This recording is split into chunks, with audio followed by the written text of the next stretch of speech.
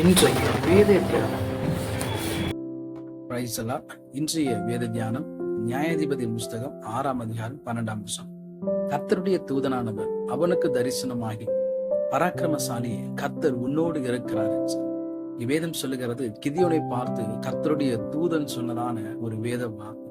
பராக்கிரமசாலி, கர்த்தர் உன்னோடு கூட இருக்கிறார். பயந்த சூழ்நிலை இருந்த கிதியோனை பார்த்து கர்த்தருடைய தூதன் சொன்ன இந்த வேத வார்த்தையை நம்மளால வாசிக்கணும். இந்த வார்த்தை கேட்ட உடனே கிதியோன் சொல்றாரு, நீர் எங்களோட கூட வந்தீனா இப்படிலாம் எங்களுக்கு நடக்குமா அப்படின்னு கர்த்தரை நோக்கி கேள்வி கேட்கணும். அதுக்கு கர்த்தர் அவனை பலப்படுத்தும்படியான ஒரு வார்த்தை சொல்றாரு. 14ஆம் வசனம் இப்படியா சொல்கிறது, அப்பொழுது கர்த்தர் அவனை நோக்கி பார்த்து, உனக்கு இருக்கிற இந்த பலத்தோடு போ, நீ இஸ்ரவேலின் மீதியான கைக்கு நீங்களாக்கி ரட்சிப்பாய், உன்னை அனுப்புகிறவன் நான் அல்லவா. முதலாவது சொல்றாரு, உனக்கு இருக்கிற இந்த பலத்தோடு. இரண்டாவது சொல்றாரு, உன்னை அனுப்புகிறவன் நான் அல்லவா. மறுபடியும் அவன் என்ன பண்றான்னா, மனாசிலே என் குடும்பம் எளியது, என் தகப்பன் வீட்டில் நான் எல்லாரிலும் சிறியவன் சொல்றான். அது கர்த்தர் மூன்றாவது சொல்றாரு, நான் உன்னோட கூட இருப்பேன், ஒரே மனுஷனை முறியடிப்பது போல நீ மீதியானவரை முறியடிப்பாய். இன்றைக்கு கூட கர்த்தர் நம்மளை பார்த்து பராக்கிரமசாலின்னு சொல்றான். ஆனாலும் நாம என்ன பண்றோம்னா, நிறைய கிதியோனை போல கேள்விகளை கேட்டுக்கொண்டு இருக்கோம்.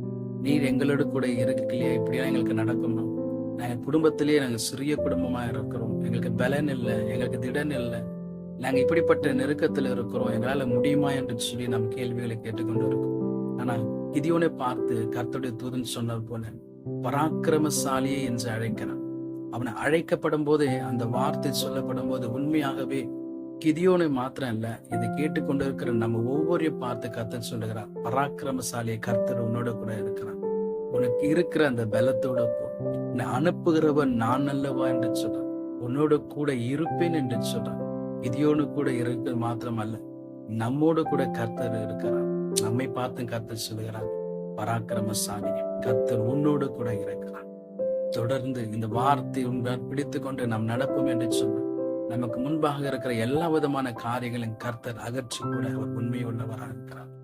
இந்த வார்த்தை நிமித்தம் கர்த்தர் நம்மை நடத்துவாராக. ஆமென்.